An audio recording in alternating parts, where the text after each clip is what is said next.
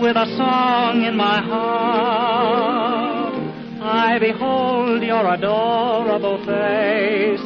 Just Greetings from Castle Goring, from Nikki, Aurora, and from me.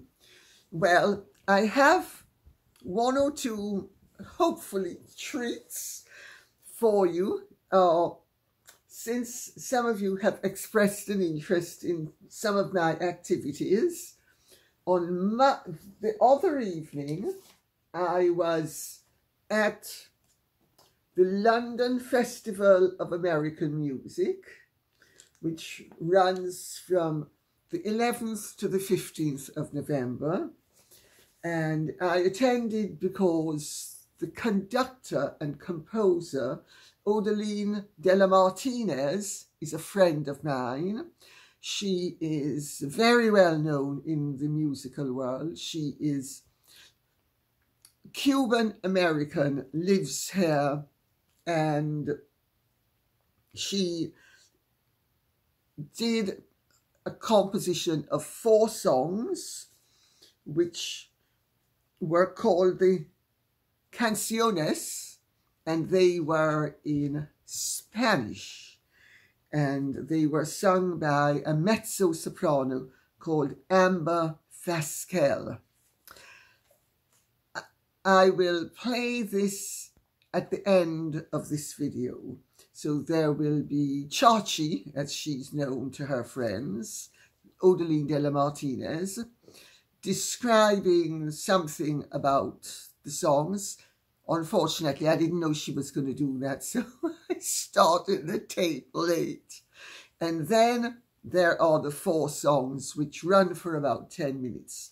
But before that, I would say that yesterday, I was at lunch at Dartmouth House for Joan Hooley's 90th birthday party. To those of you who have looked at things like EastEnders, Joan was in EastEnders. She is Jamaican. I have known her for many years. She looks incredibly young for her age, I've got to tell you. She could easily pass for 60. And they had the most wonderful lunch. She and her husband, Tony, put on absolutely splendid. I said to them, I said, why is it that you only have 30 or so, or 40 of us? It was about 30 or 40, maybe 50. I don't remember exactly how many. I didn't really count, but maybe about 50, maybe even 60. I said, why is it there's so few of us when you're clearly intent on feeding the 4,000? Because it was amazing. And in fact, they made all of us leave with doggy bags, which were plastic containers in plastic bags. I left with 3 lobsters and the most amazing king prawns, which of course I then polished off yesterday evening. So I'm going to, at this point, ask Sean to post a photograph of Joan with Vicky Michelle. Now, those of you who are not British might not know who Vicky Michelle is. She was in Hello, I think it was called, which was a very, very popular television program that ran for years. And she was the barmaid, and she's great fun. We've actually even been to Bulgaria together, and it was lovely to see her. She gave a very nice speech, because of course they're both actresses and they've known each other for some considerable time. And it was nice. It was a lovely, lovely, lovely luncheon. And I have to tell you, I love lobster. Absolutely love lobster. So,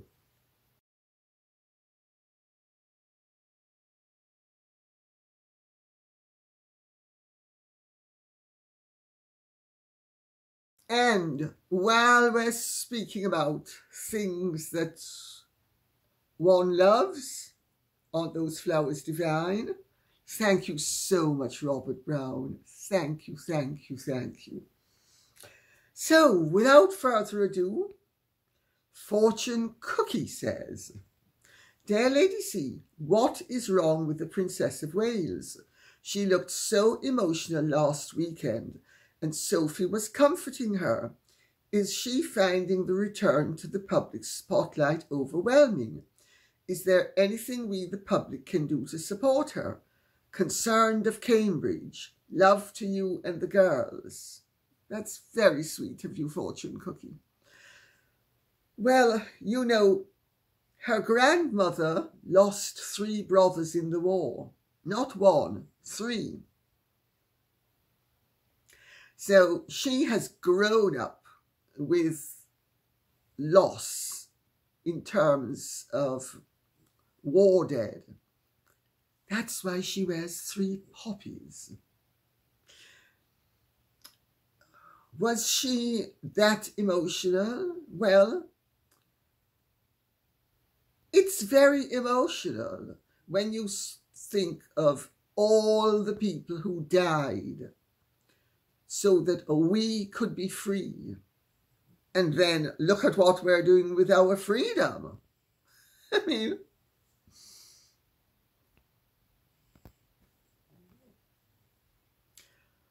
so was she emotional? Is she daunted by returning to the spotlight? Well,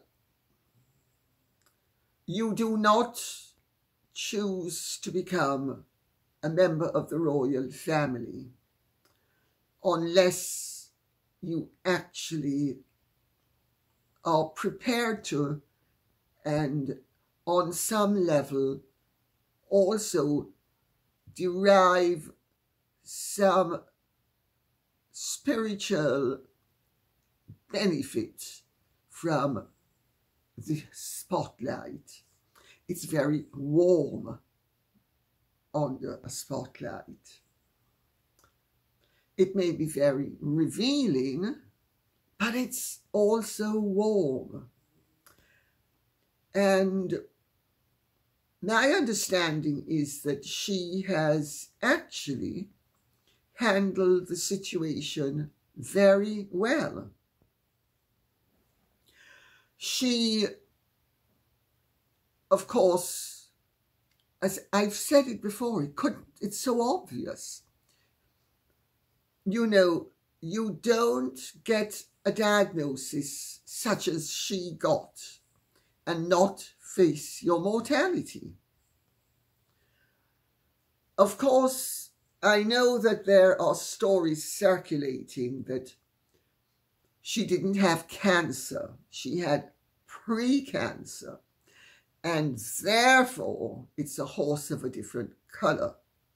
Well, in fact, the form of pre-cancer that she has, that was diagnosed, is treated in the same way that early cancer is treated, which is effective because, I mean, what is pre-cancer? Pre-cancer is the beginning or the about to be beginning of cancer. It's where cells are judged to be precancerous, which means if they were allowed to develop, they would develop into cancer. So the idea that she's been somehow faking it is just ridiculous. It's one thing after the other. The poor woman, it seems, is incapable of not avoiding brickbats. I don't think she is a particularly excessively emotional person. Not what I have heard of her. So, of course, she's tremulous, and she's, you know, when you're ill and when you have retreated from the public eye for a while, and you then emerge, especially for something that's as moving as the Senate of course you are going to be moved. So how can you support her? Write her. Tell her you admire her. Tell her you like what she's doing. Tell her you wish her well. If you're praying for her, tell her you're praying. That's what I'd suggest. But, you know, some of the stories that circulate are just incroyable, as the Americans, sorry, I have the American on my mind. As the French would say, the Americans wouldn't say incroyable. Wensby says, Lady C, I watched a short on YouTube saying you had a heart attack, a small one, and were no longer going to post. Is this true? If so, I'm sorry to hear this. If not, is it the Sussex Squad? Of course it's the Sussex Squad. Or then it's some idiot muscling in and trying to make a quick buck. It's one or the other. I can't have a heart attack because I don't have a heart. So you tell them that for me. So it's ridiculous. No, I didn't have a heart attack. It might be wishful thinking in certain areas of California that not only would I have a heart attack, but I would have a cataclysmic heart attack. I'm sorry to disappoint them. No, no, no. I am in robust good health. Oh dear, oh dear. Are they going to take out the voodoo dolls and put pins in it? Because it's not going to bother me. Harry Winton says, Lady C, Tom Sykes of the Daily Beast implied that all is not right with Camilla's reaction when the king told the Samoans that he hoped to live long enough to return to their country. What is the message your bongo bongo drums are beating?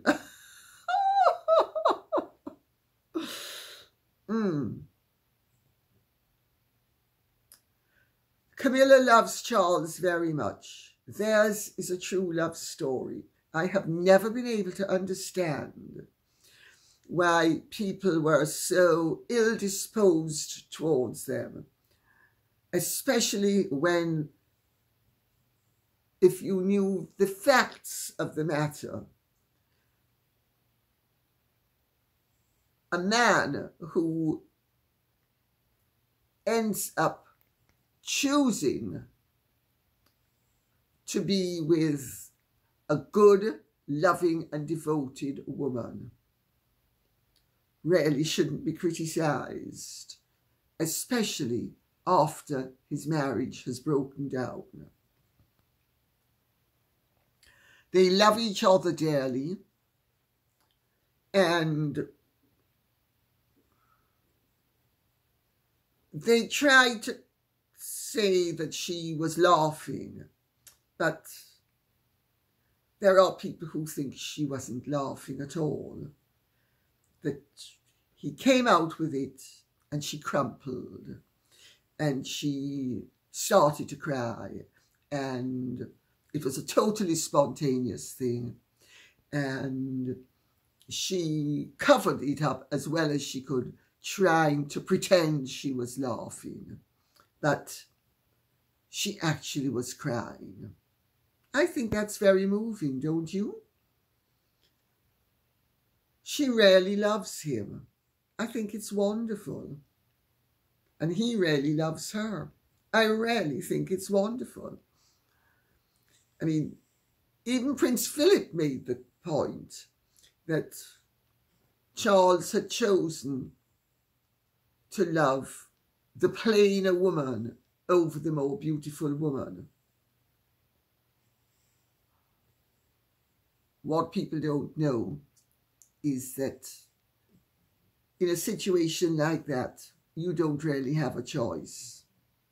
And certainly, Charles's only choice, as I understand it, where Diana was concerned, was to either surrender to her dominating personality utterly and be totally encircled and gobbled up by her, or to withdraw. And he chose to withdraw. Camilla really had nothing to do with the breakup of that marriage. It could never have worked. Diana loved the idea of Charles, and she certainly loved being Princess of Wales. She used to say it was the second best title in the world. Not sure about that. Has to be at least the third, because the Empress of Japan would be either number one or number two, and certain people would say number one, and other people would say number two, which means the Princess of Wales would have to be definitely number three. But anyway, I'm splitting hairs. Sorry. But she was crying. I understand it. When my brother had cancer and I had to face the fact that his lifespan was going to be shorter than one had hoped, there were times when the slightest thing would set me off. So, as the late Queen used to say, grief is the price we pay for love.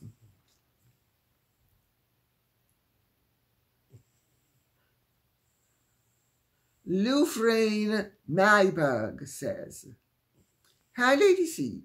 Have you noticed how light Meghan's skin is suddenly on her and Harry's video?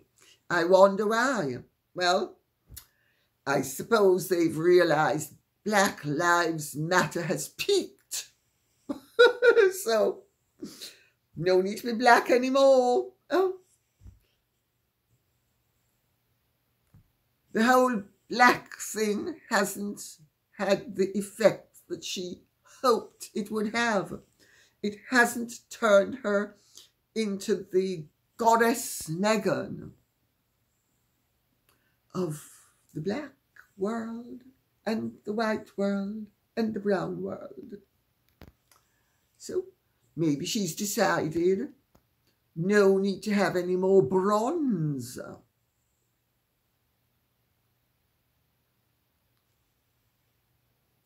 What do you think? Oh, let's see.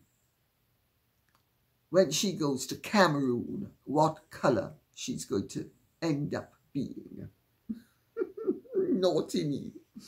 Mary West says, "I think William being more loose. Well, the things that can really bother you at one phase in your life can pale and just not matter one bit when faced with real problems. Cancer does tend to narrow down what really matters in your world. Ask any veteran, facing death will change your priorities." Yes.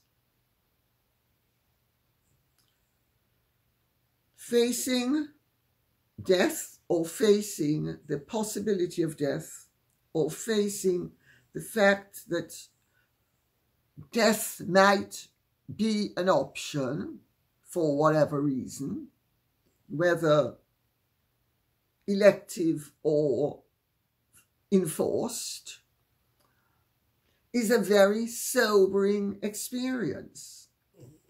I know what I'm speaking about. It's something I faced in my teenage. Believe me, once you have looked certain things in the face, it changes your priorities for all time, as it ought to. I do think, though, that I'm not sure that William is a loser so much as that he has decided he's laying down his mark. I think that's more what he's doing. Also, William has, well, let me rephrase that. William is Diana's son. He's also Charles's son. Both Charles and Diana were very self-willed, and both of them were extremely confident. Charles was very, and has remained very confident in his choices. He's always been somewhat doubtful that the effect of his choices would be as appreciated as he hoped they would be. Diana made sure that her choices were appreciated to the full extent that she required them to be. William is his parents' son. He may have the best of both parents, but William is intent on updating the monarchy. All I hope is that when he throws out the bathwater, he remembers to take the baby out of the bath. That's all I remember. I hope he does. Barbara Luce says, Lady C, 2 questions. Stunned to see Harry named in the Time list of climate leaders, with no mention of Prince William, whose Earthshot prize is based in usable and scalable solutions. What do you make of this? Travelist is a travesty, and Earthshot is meaningful. I'll do that question before doing the second one. Harry and Meghan have connections in the media. Ari Emanuel? Remember Ari Emanuel? Or is it? Yes, it is Ari Emanuel, isn't it? Or is that the brother?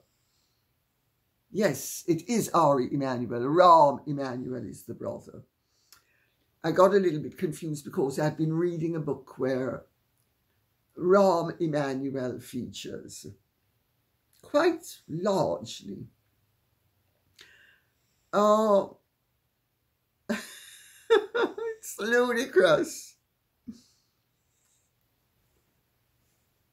Harry is mentioned, but William isn't. Doesn't that show how low time has sunk?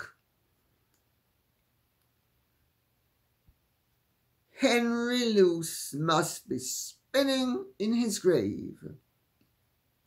Certainly, my late sister-in-law, Jeannie Campbell, who was engaged to him, would be spinning in her grave. Because, of course, she was also Lord Beaverbrook's granddaughter. And not only did she nearly marry Henry Luce, who because in those days, time and life were huge, wonderfully respected, and just huge. This would have been before I was born, or when I was very young. So, I mean, we're speaking about 70 years ago. I mean, does time seriously not understand it puts its reputation in jeopardy when it comes up with a cockamamie load of crock like that? Oh, but of course, somebody on time is obliging somebody, and also I think they're hoping to be able to trade upon Harry. Pathetic. Second question. This Anglican was rather astonished when Welby became Archbishop, and I wish he had resigned years ago, not only you, rather suspecting he wanted to stay until the Queen died and Charles was crowned. Oh, absolutely. And wishing Keir would step down along with many of his lieutenants. A PM who is a Republican accepted a knighthood. Well, I did call on Twitter for Justin Welby to resign, and I am delighted to see, not that I think my tweet had anything to do with it. Nevertheless, I'm glad to see he resigned later that day. He was supposed to give up the archbishopric and then discovered the Queen was dying and hung on till the Queen had died so he could do her funeral and he could do Charles's coronation. Then he was due to resign and discovered that another opportunity. Cancer's given me a second opportunity. Oh, just love cancer. Another funeral of a king this time, and a coronation of a young and glamorous couple. Oh, I'm definitely gonna hang in there. Well, he's been blasted out. Thank God. I thought he was a disastrous Archbishop of Canterbury. There is nothing about that man that, as far as I can see, rings true as a true Christian. I look at him and I see a Pharisee and a Sadducee, and I can hear Jesus Christ saying, watch out, those virtuous signalers should really be used as examples of what not to be, but they pose as if they are of great significance. He and that woman, Anne Venables, have given the priesthood a very bad name. And to those of you who don't know who Anne Venables is, she was the head of the post office who was perfectly prepared to see people commit suicide and go to prison, just as long as she was able to pretend that there was nothing wrong with the machines when she knew there was something wrong with the machines. So Christian. So Christian. As for wishing for Keir to stand down, Be careful what you wish for, my dear. Because if Keir Starmer steps down, there's worse coming. I want Keir Starmer to stay for as long as this government is in power. Bad as he is the best thing on offer. The next replacement will be even worse than he is. And yes, a Republican who accepts a knighthood, well, let's do a Meghan. I believe in consistency. I believe in authenticity. I believe in the security of position. Totally phony. Russia's a riddle says, forgive me, Lady C. I live in the US currently, and I'm interested in understanding where the Prime Minister gets the authority to tell judges how to sentence. You referenced those with no criminal record being sentenced, and those who have been criminals previously will not be incarcerated or were released early. Can the Prime Minister instruct the judiciary in this way? Or was it hyperbole where you stated that the Prime Minister was directing judges to take a harsh stance against those who disagree with him politically? Thank you. No, absolutely not. It was not hyperbole. I quoted him.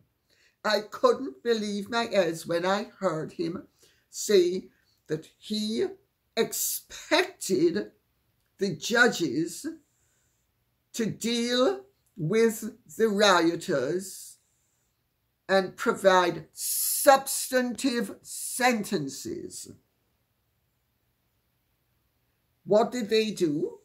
Because remember, he's before he was Prime Minister, he was the Director of Public Prosecutions. So he has gone from being the Director of Public Prosecutions, who decided who should be charged with a crime and who shouldn't, or which file should be sent to the police for investigation. He really was judge in a very, he's talking harder. The man is talking harder. He is the head of the Inquisition, and he misused his position as Prime Minister by misusing his previous position as Director of Public Prosecutions to instruct the judges totally against every precept of this constitutional monarchy and this justice system, that they should give substantive sentences in legal terms, means as long a prison sentence as you can justify. That's what substantive sentences means. Hyperbole? You couldn't exaggerate. I certainly didn't exaggerate. Thank you very much, Russia's a riddle, for asking this. It is outrageous.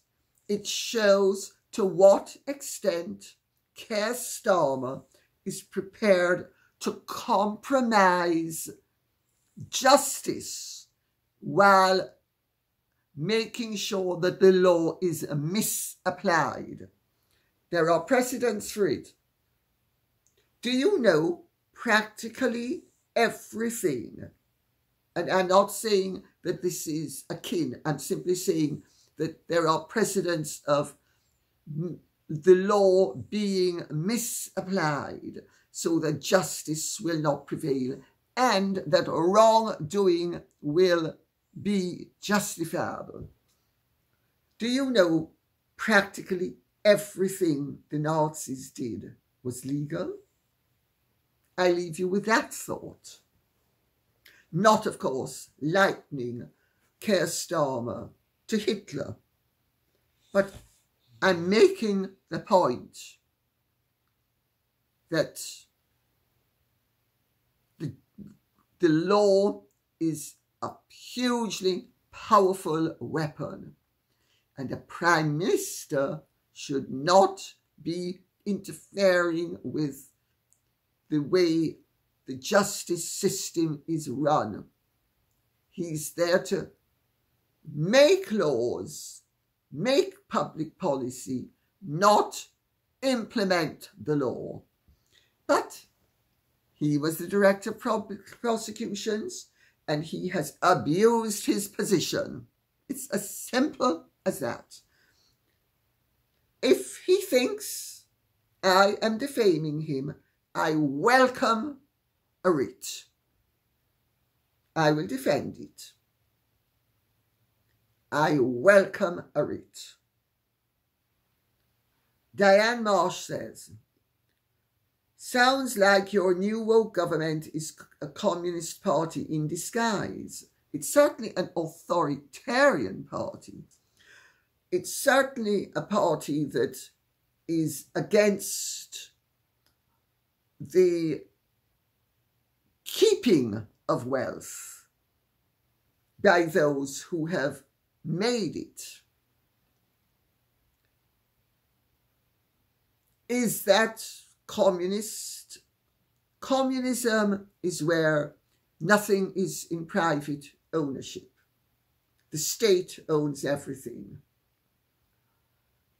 It's not quite the same as a government that believes in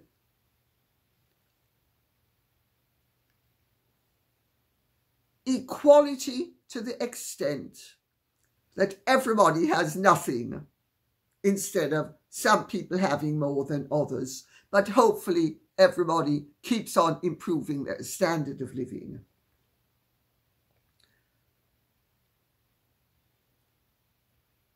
I hope that is a distinction that is clear.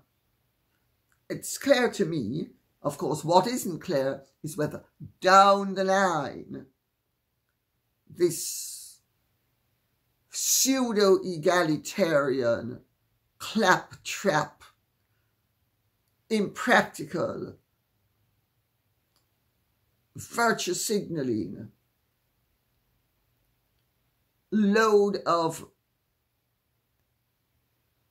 they're so woke, it's unbelievable. And they are so impractical that it's unbelievable. They are going to drive this country into the ground, and everybody with it. They haven't learned their lessons because they haven't studied history, and they are so closed-minded that they have, their Bible is obviously Karl Marx's works, let's put it that way, or akin to Karl Marx. Crazy, absolutely crazy. Wait for it. We're going to have a massive series of financial crises in this country. It's already starting. I can see it starting. And they are going to be passing laws that are impractical. They've already come up with so many disastrous laws that it's just a matter of time before the pain bites everyone. And on that note, I'll say thank you very much for listening. I hope this has been of some interest to you. Please keep the questions and comments coming in, so I will know what you would like us to be speaking about. Okay? Thank you so much. Take good care, and I hope you enjoy the recital. Okay? God bless. Take good care. Bye-bye. And if you have truly enjoyed this, would you care to like, share, subscribe, press the notification bell, and happy listening.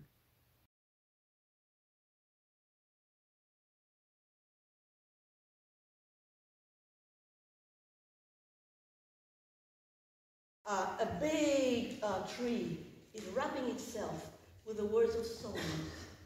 And if you come and see me through the paths of air, you'll find me crying under the big tree. That's the first one. The second one is the song of the rider. There's this rider who's going to Córdoba. He's distant and alone, and he's in his black horse. And even though he knows all the ways to get there, he doesn't think he's going to arrive in Córdoba. He goes through the plains, through the wind, with his black horse and the red moon. But he knows La Muerte is looking at him. Death is looking at him from the towers of Córdoba. Such a long road, such a brave horse. But death waits the rider before he gets to Córdoba. Number 3. Oh dear, it's true. It's called It's True. It is so hard to love you like I love you. Because of my love, the air hurts, the heart hurts, my hat hurts. Who would buy me this little black belt that I'm wearing and this little sad piece of white linen to make handkerchiefs? Oh, how much it cost me to love you like I love you. And the last one is farewell. If I die, leave the balcony open. The boy eats oranges. I can see him from my balcony. The reaper reaps the wheat.